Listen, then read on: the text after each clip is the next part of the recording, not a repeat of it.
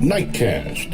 Stephen Lloyd Gilbreth brings you the current news from the world today and how it relates to Bible prophecy, understanding the end-time events leading to the peaceful world tomorrow.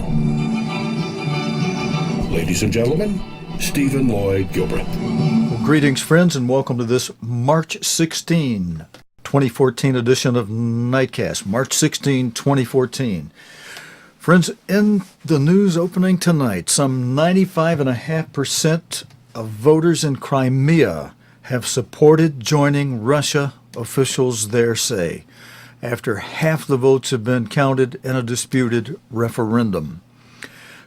Crimea's leader says he will apply to join Russia tomorrow. Russia's Vladimir Putin has said he will respect the Crimean people's wishes. John Simpson reports. Welcome to Russia. Even before the result, people are celebrating because they know exactly what it'll be. A genuine, overwhelming yes to joining the Russian Federation. During the day, the few Russian troops in the streets weren't coercing the locals. They were besieging the remaining Ukrainian soldiers inside their barracks. Many local people regard them as friends. The West maintains the referendum is illegal since Russia signed an international agreement to guarantee Ukraine's borders. But a great many Russian-speaking people here believe they're being liberated from a country they never wanted to belong to. This is an historic moment, Oksana says. Crimea is going home. This is our land, and we're deciding its destiny. The flags on the voting booths may look like Russian colours, but in fact they're Crimea's colours too. There were only two choices on the ballot paper. One simple, do you want to be part of Russia?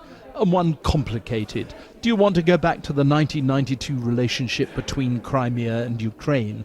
You couldn't just say you wanted things to stay as they were. And because the boxes were transparent, it was easy to see how people had voted. I could only spot two anti-papers. Everything is okay and calm and friendly, says the woman in charge. But not everyone's so happy. In the rain and cold this morning, we went to the town of Bakhchisarai, where a sizable majority of people are Tatars, Muslims who once owned the Crimea and were brutally uprooted under Stalin. Most are deeply unwilling to join Russia, and today they were staying indoors. We've spoken to various Tatar people here. No one wants to talk on camera. No one's going out to vote. They're scared. But at another Tatar village, they were much more outspoken. There is nowhere to vote here because the locals won't let their buildings be used for it. Amir says, we're not afraid. Only the women are afraid for the children. This is our land. We're not going to become Russians.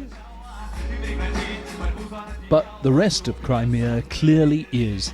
And tonight the crowds were out in force celebrating the foregone conclusion. John Simpson, BBC News, Simferopol. And friends, we'll go to another part of the Ukraine with an additional report from Steve Rosenberg in just a moment. But let me tell you what's coming up in a few of the stories tonight. We'll have news out of Egypt on some happenings there, some trouble in other parts of the world. And then toward the end of the program tonight, I'll forewarn you, I have a report out of the Kremlin that says they know where the missing Malaysian flight MH370, also co-code named Chinese flight number 768. They know where it is. They know where the United States has taken it, they say in a special report from the Kremlin. We'll have that for you at the end of the program tonight, and as I say, I'm forewarning you that there may be some things in that report you'll find extremely upsetting, so be forewarned. And we'll mention that again just before I give you the report, so if you can't take it, you can tune away timely. But let's go to another part of the Ukraine. As the voting took place in Crimea today, In eastern Ukraine, in the city of Donetsk, hundreds of pro-Russian protesters stormed government buildings, demanding their own referendum on whether to become part of Russia. Steve Rosenberg reports from this part of the Ukraine. In eastern Ukraine today, it looked like a Russian revolution. Pro-Moscow protesters besieged the prosecutor's office in Donetsk. Several police officers were injured. The rest were simply outnumbered and retreated. When the crowd finally got in, it wasn't long before the Russian flag replaced the Ukrainian one. People here were demanding their own Crimea-style referendum. They want greater autonomy from Kiev, and it's no secret which country they'd like closer ties with. Eastern Ukraine is not voting today on whether to break away from Kiev. But here they've been chanting Vladimir Putin's name and shouting Donetsk is a Russian city. Later, the same crowd marched to the local security services headquarters. They demanded that police free a prominent pro-Russia activist and then tried to storm the building. Kiev says that protests like this one are being organised by Kremlin agents to destabilise the country and to provide a pretext for Russian military intervention in eastern Ukraine. Which is why Ukraine's army is strengthening its defences. These Ukrainian armoured personnel carriers and tanks were on the move near Donetsk today. Russia says it doesn't want a war, but it has vowed to protect its compatriots in Ukraine. And that's making the authorities here very nervous. Steve Rosenberg, BBC News, Donetsk. Thank you, Steve. Friends, a wave of strikes has been sweeping Egypt for over a month, bringing some sectors to a standstill. The strike by about 38,000 public bus drivers forced authorities to use the army and the private sector to provide alternative services, costing the government over $100,000. Doctors and steel and textile workers are among those who have also carried out industrial action. Liana Jose reports. These construction workers are chanting for bread. Along with many other public sector workers, they are demanding better wages and conditions, despite the government recently announcing a minimum wage of about $170 per month for state employees. But labour organiser Huda Kamal says it's nothing more than a trick because it's so low that it won't give many a pay rise at all. So they are calculating it on the gross salary, not the basic salary. This is the first trick. The second point, that it will not cover a big percentage of the people who are working. The economy is not falling apart. It's a strong economy. We have resources to have better life for the people and better life for the workers. But the policies are wrong. For example, in the private sector, they take subsidies for energy. They are taking the lands with very little price. They are taking the raw materials with nothing from the government. Why are you giving these subsidies to the private, not to the general? The strikes are happening against a backdrop of 3 years of political upheaval, which has battered the economy. But the revolution was largely about improving the lot of the poor. Bread, freedom, social justice, not something many are willing to let go of after all the uprising has cost in terms of blood. But many economists echo the sentiment of the government that the workers need to get back to their jobs and get the economy on track. I think these strikes are unjustified. If you're not producing enough to deserve these wages, you don't deserve these wages. You simply don't have the resources to support the poor in Egypt or those at the lower end of the public sector. You don't have these resources because you're part of an international global economy. Let's compare, for instance, the wage of a laborer in the textiles and clothing sector, where we compete with Bangladesh and India and China. Our wage rate per hour is 3 times as much as China and 2 times as much as Vietnam. So we are not competitive and we cannot afford to pay higher wages. But for ordinary workers like Ahmed Mahmoud, who is struggling to give his family a decent life, this argument doesn't fly. He lives with his wife and children in one of the many extremely poor neighborhoods of Cairo in a tiny two-room flat. It's hard to see where they all have room to sleep, and when he opens the fridge, it's practically empty. We are saying we will live with the rich as servants, even as slaves, but feed us. If they have a dog, they will feed him. We are not asking for much. We are happy to eat just beans, but even this we cannot afford anymore. We only eat meat in Ramadan when it's given as charity. Lunch is a simple bowl of beans and bread. This meagre meal is very typical for many in Egypt, where over 40% of the population live below the poverty line. The situation leaves Ahmed Mahmoud almost out of hope. For my kids, I know it's going to be very hard for them to make a living and to be honest. So I hope that my kids become thieves. This is how they will survive here. Honest people are lost in this country. Only opportunists can make it here.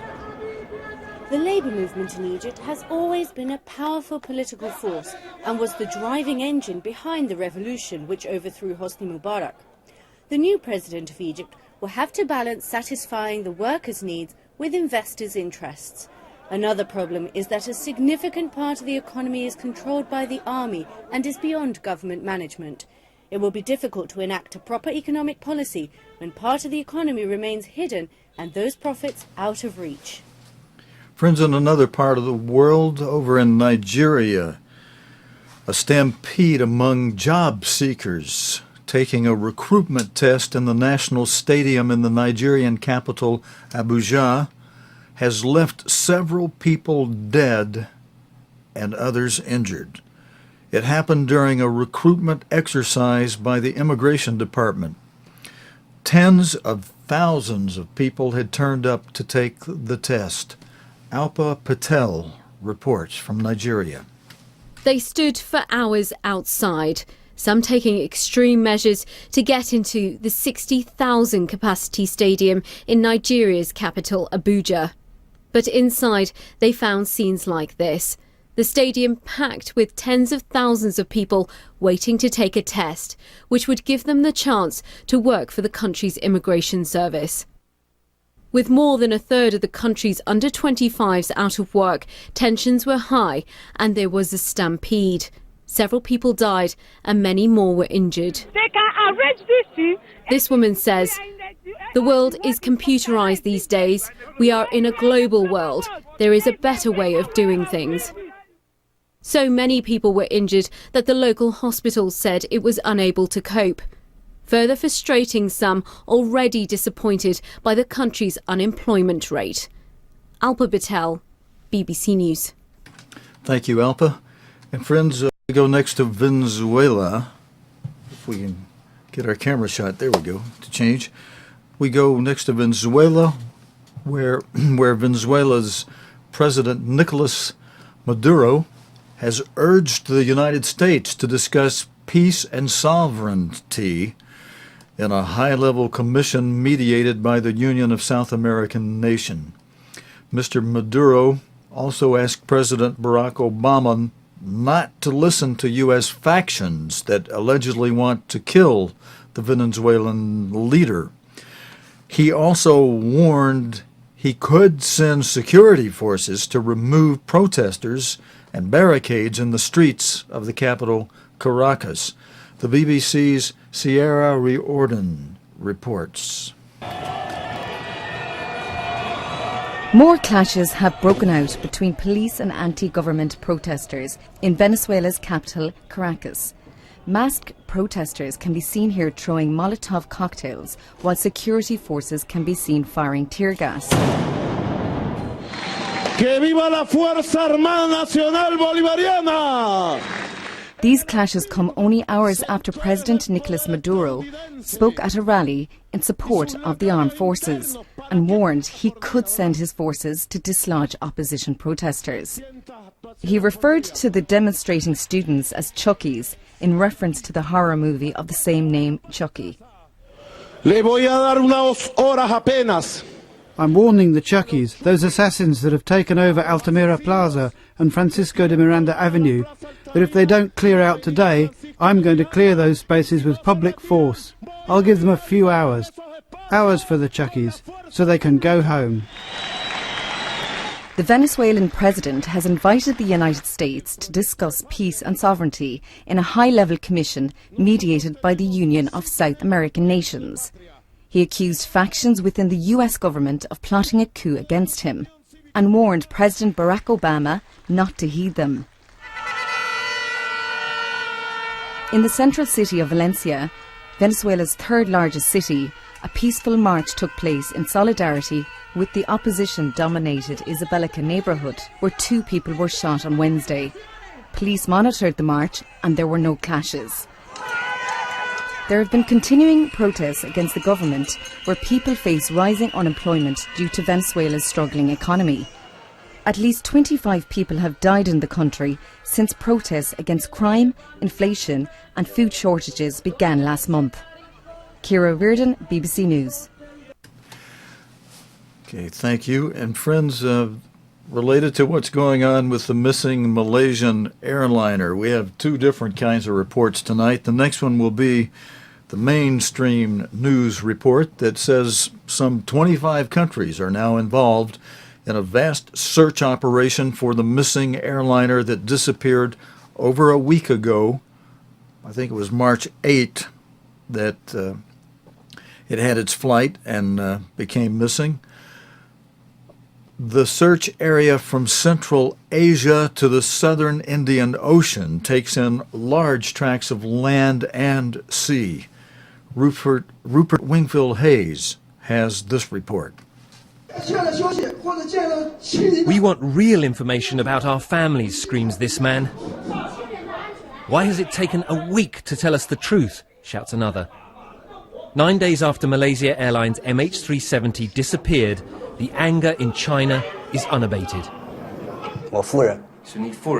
In Kuala Lumpur, Xu Dengwang is close to despair. His wife was one of many Chinese on the plane. He says the Malaysians have wasted a whole week looking in the wrong place. If they knew the plane had turned around, he tells me, then why did they waste so much time searching in the South China Sea?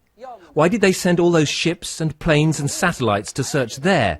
This is the question, but we get no answer. Good evening, ladies.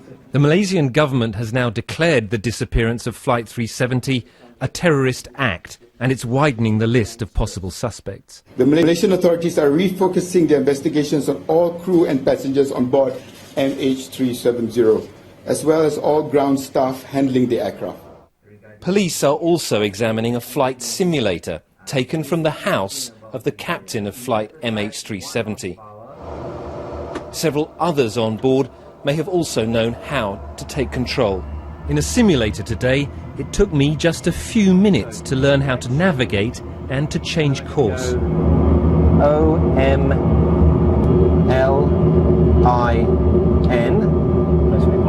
Press waypoints and insert. And now the plane is heading, you can see it's turning towards the new waypoint. It's as simple as that. I also learned just how easy it is to switch off the plane's transponders. Just turn this knob. Some of the amateurs who hire this simulator are very skilled. When it comes to these people, they can really handle the aircraft like a pro. Really? Yeah. But they're not qualified pilots. They're not qualified pilots. With 9 days already gone and hundreds of thousands of square miles of ocean to search, solving this mystery could now be all but impossible. Rupert Wingfield Hayes, BBC News in Kuala Lumpur. Thank you, Rupert. And friends, now I have the report I mentioned to you that could be a little upsetting to some of you. This is going to be very different than what the mainstream news sources are reporting regarding the missing Malaysian aircraft, flight number MH370. So if you think you might be offended by this, you might want to tune out early tonight. But a new report circulating in the Kremlin as of Friday, prepared by the main intelligence directorate of the General Staff of the Armed Forces, the GRU, states that Aerospace Defense Forces VKO experts remain puzzled as to why the United States Navy captured and then diverted a Malaysian Airlines civilian aircraft from its intended flight path to their vast and highly secretive Indian Ocean base located on the Diego Garcia Atoll.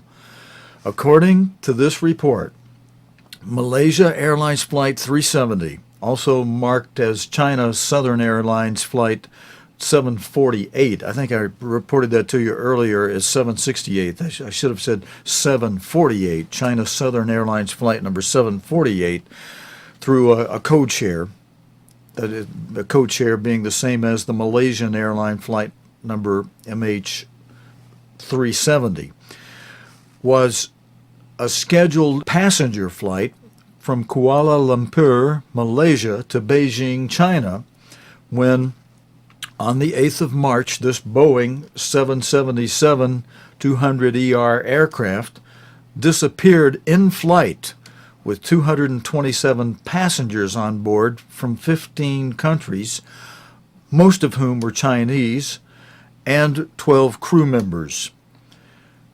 Interesting to note, this report says that Flight 370 was already under GRU surveillance after it received a highly suspicious cargo load that had been traced to the Indian Ocean nation Republic, and where it had previously been aboard the U.S.-flagged container ship MV Maersk, Alabama.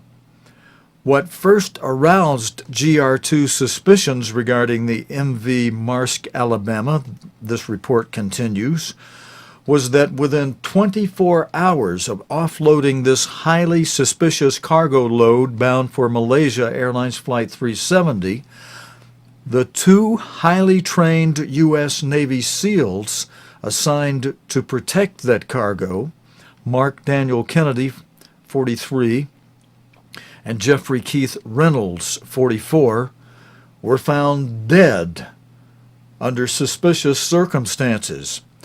Both Kennedy and Reynolds, this report says, were employed by the Virginia Beach, Virginia-based maritime security firm, the Trident Group, which was founded by U.S. Navy Special Operations personnel, SEALs, and senior U.S. Naval surface warfare officers, and had long been known by the GRU to protect vital transfers of both atomic and biological materials throughout the world. Upon GRU assets confirming that this highly suspicious cargo was aboard Malaysia Airlines Flight 370 on the 8th of March, this report notes, Moscow notified China, a Ministry of State Security, MSS, of their concerns and received assurances that all measures would be taken as to ascertain what was being kept so hidden when this aircraft entered into their airspace. However, this report says, and as yet for still unknown reasons, the MSS was preparing to divert Flight 370 from its scheduled destination of Beijing to Hakone Milan International Airport, HAK, located in Henan Province, also known as Henan Island. Prior to entering the People Liberation Army, the PLA, protected zones of the South China Sea, known as the Spratly Islands, this report continues, Flight 370 significantly deviated from its flight course and was tracked by VKO satellites and radar flying into the Indian Ocean region and completing its nearly 3,447-kilometer, 2,142-mile flight to Diego Garcia. Critical to note about Flight 370's flight deviation, GRU experts in this report say, was that it occurred during the same time period that all the Spratly Island mobile phone communications operated by China Mobile were being jammed. China Mobile, it should be noted, extended phone coverage in the Spratly Islands in 2011 so that PLA soldiers stationed on the islands, fishermen, and merchant vessels within the area would be able to use mobile services and can also provide assistance during storms and sea rescues. As to how the U.S. Navy was able to divert Flight 370 to its Diego Garcia base, this report says, appears to have been accomplished remotely, as the Boeing 777-200ER aircraft is equipped with a fly-by-wire FBW system that replaces the commercial manual flight controls of an aircraft with an electronic interface allowing it to be controlled like any drone-type aircraft. However, this report notes, though this aircraft can be controlled remotely, the same cannot be said of its communications systems, which can only be shut down manually. And in the case of Flight 370, its data reporting system was shut down at 1:07 a.m., followed by its transponder, which transmits location and altitude, which was shut down at 1:21 a.m.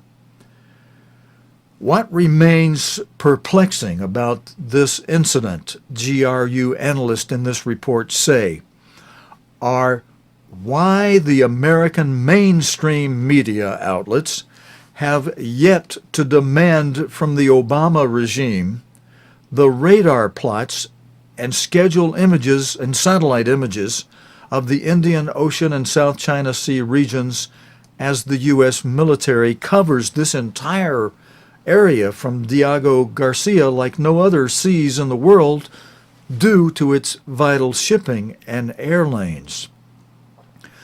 Most sadly, this report concludes, the U.S. is actually able to conceal the reasons for the disappearance of Flight 370, as they have already done so after the events of September 11, 2001, when the then Bush regime disappeared American Airlines Flight 77 and its 64 passengers and crew after falsely claiming it hit the Pentagon, but which was confirmed by the CNN news service not to have happened.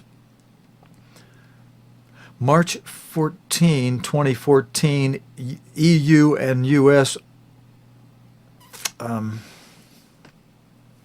Let's see, the copyright on this report, friends, is March 14. And we are bringing this to you via its original source at whatdoesitmean.com. And friends, that's it for our report tonight. Hope that didn't scare the blazes out of some of you too badly. But and like Rosemary said on one of the social media outlets I'm on, she said, what can you know, who knows what to believe today? You know, when you see all these different things in the news, and when you don't see certain things in the mainstream news, and you hear these other things from other reports that seem to be pretty well documented, and yet it's only one source. But the mainstream, they're all reporting one thing, basically from one source, government sources.